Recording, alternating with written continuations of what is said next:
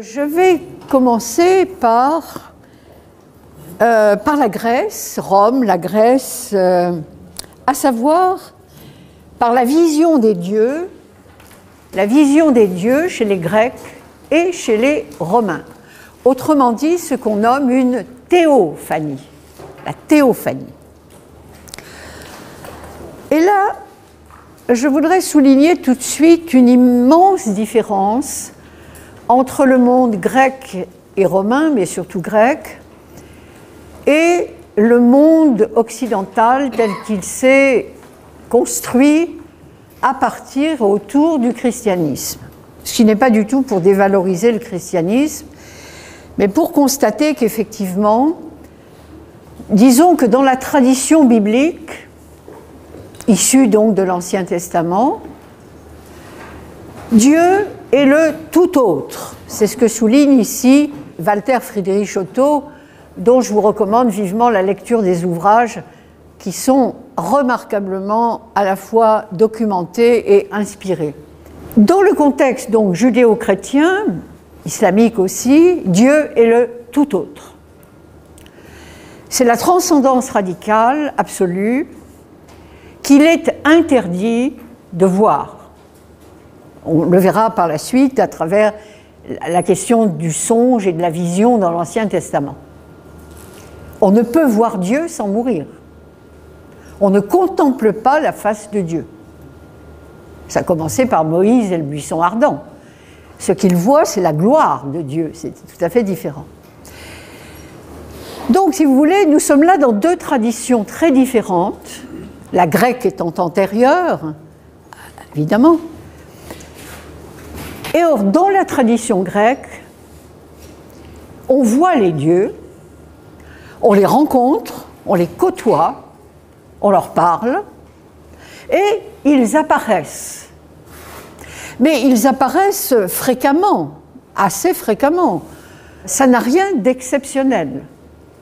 Donc la notion même d'apparition de Dieu, c'est-à-dire d'une théophanie, n'a absolument pas le caractère exceptionnel que ça a dans le contexte des trois grands monothéismes. Donc il y a une familiarité avec les dieux,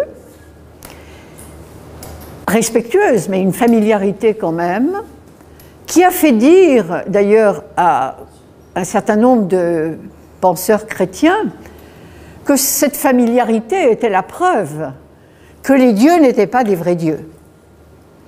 Parce que Dieu, dans le contexte monothéiste, c'est le tout autre qui ne se manifeste jamais face à face. Il peut envoyer des signes de sa présence, mais on ne le voit pas. Donc nous sommes là dans un contexte extrêmement différent, où l'apparition divine est à la fois fréquente, presque familière dans certains cas, mais tout en restant un signal fort.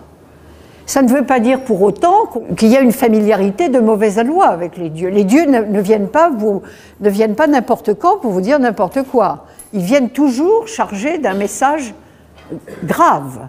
Alors, malheureusement, c'est des photos que j'ai faites moi-même au musée du Pirée, qui détient 4 bronzes grecs absolument exceptionnels. Si j'ai choisi ces photos, parce que je peux dire que c'est devant ces statues que j'ai, je crois, vraiment compris ce que c'était que la théophanie.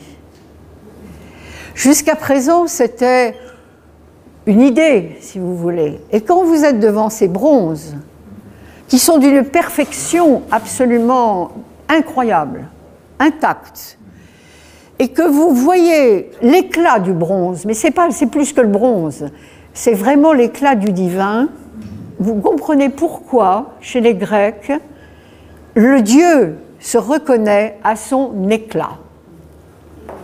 Vous avez de très nombreux témoignages dans les textes grecs qui vous disent que tout d'un coup, dans une pièce, on a senti quelque chose, on a vu, et puis on a repéré qu'une personne était un dieu en raison de son éclat.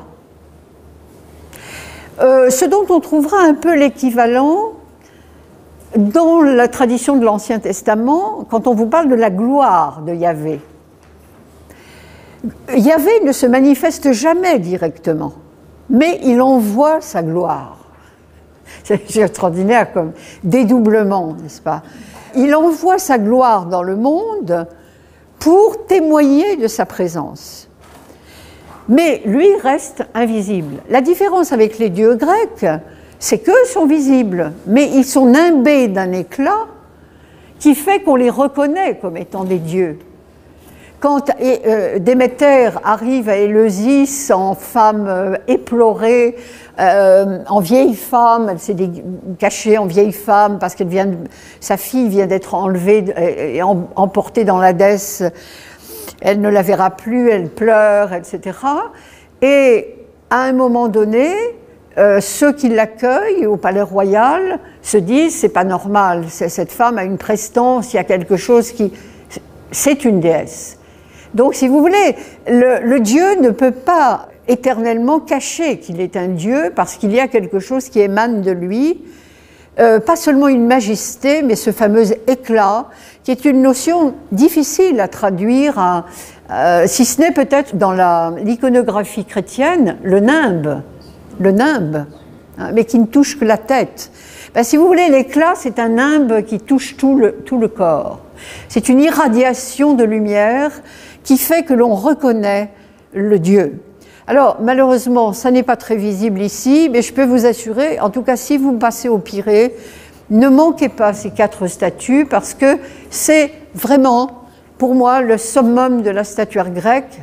Walter Friedrich Otto disait d'ailleurs d'Athéna, c'est pour ça aussi que j'ai choisi, qu'elle figurait la divine clarté de l'action méditée.